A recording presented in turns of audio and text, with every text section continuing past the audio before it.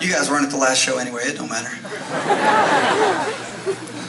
I was. You were? How are we doing so far? Not too bad? Good.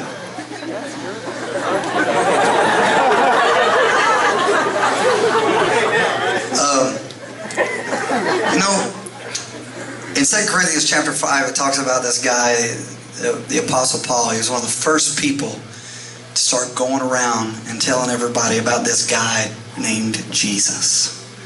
And he was going around and he was going to places that were different than him. He was a Jew from Israel, from Judea. And he was going to other places, other countries, different cultures, different languages, different ways of thinking.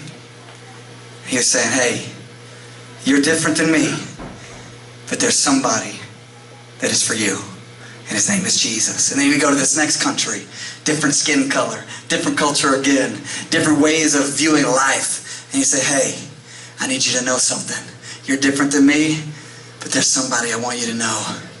His name is Jesus. See, Apostle Paul had this ministry that he began.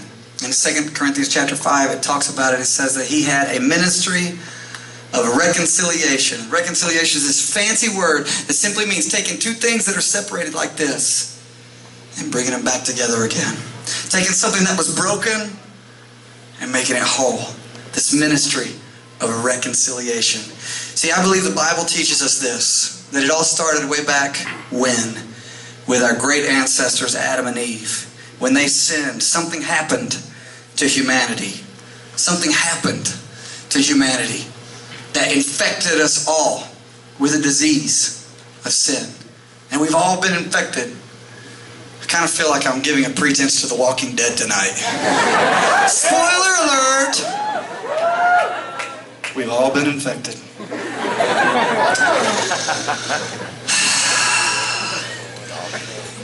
Every single one of us, we've been infected. It's true. I mean, if you look at a couple little kids, 2-year-olds, you put them in a sandbox, but for 5 minutes, man, one of those kids will be smacking the other one upside the head. Why is that? Why would they do that to each other, right? They're just little kids, you know? But, I mean, I'm telling you, you give them enough time, and the knuckles will come out. They instinctively know to just start hitting, to start smacking, to start crying, because there's something deep inside of us that says, that is mine. I deserve that. Give me what belongs to me. Everything is mine. You know, something I thought about today that I haven't thought about before is that in Adam and Eve, they had everything. But they were lied to, and they were told that they were missing something. They were told they were missing something, and they believed it. But it wasn't true. They weren't missing anything. I got to think of all the lies the devil tells me every day. He says, you're missing something. And I get, envious and jealous, and I want things that I don't have, and I'm not satisfied with what I do have, and I look around at all the many amazing blessings that God has given me, and the devil is lying and saying it's not enough. And I need to open my eyes and see the truth, that He's given me something amazing. That's good. He's given me something beautiful. Adam and Eve, they had everything, and it was perfect, and they were lied to, and they were told that they were missing something. They were told that they were being held back. It was a matter of trust. It was a matter of faith that they didn't trust. That God said, I'm not holding anything back from you. I'm not holding anything back from you. It was a matter of trust. The enemy said, yes. Believe me. Isn't that what it all comes down to? Every single decision, every single moment is who are you going to believe? Out on a date, it's going a little too far.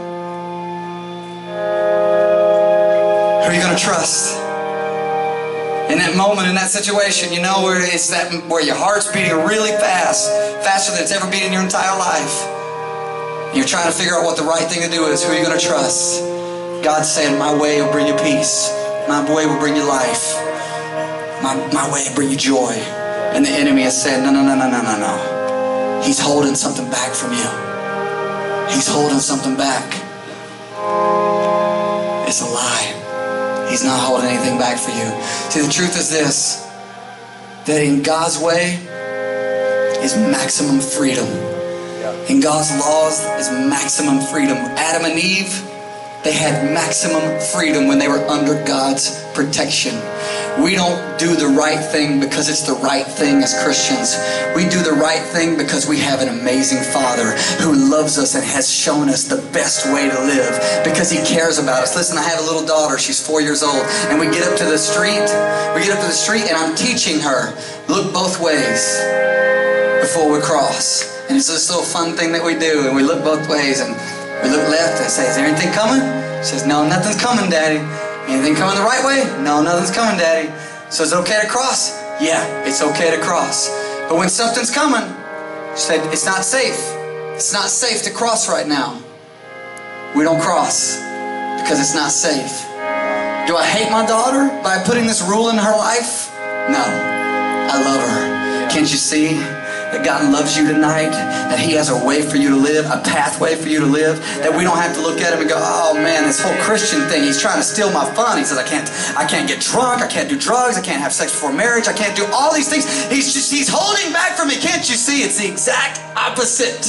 It's the exact opposite. That you have a Father that loves you, that is crazy about you, that has the best way for you to live, that wants you to be happy, wants you to have peace, wants you to have joy, and definitely wants you to look left and look right before you cross. Amen. Are you with me tonight? Amen.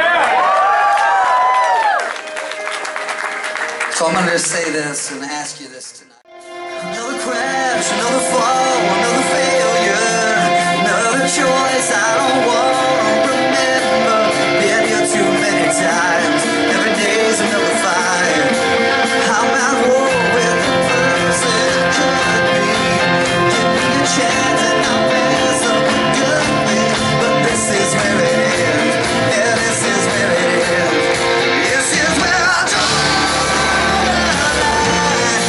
This is where they hold me down. Not next, let it back, kiss it goodnight. Give it up, but I was when I draw the line. See that? That was really good, Marilyn. Another battle I lost, fighting slowly.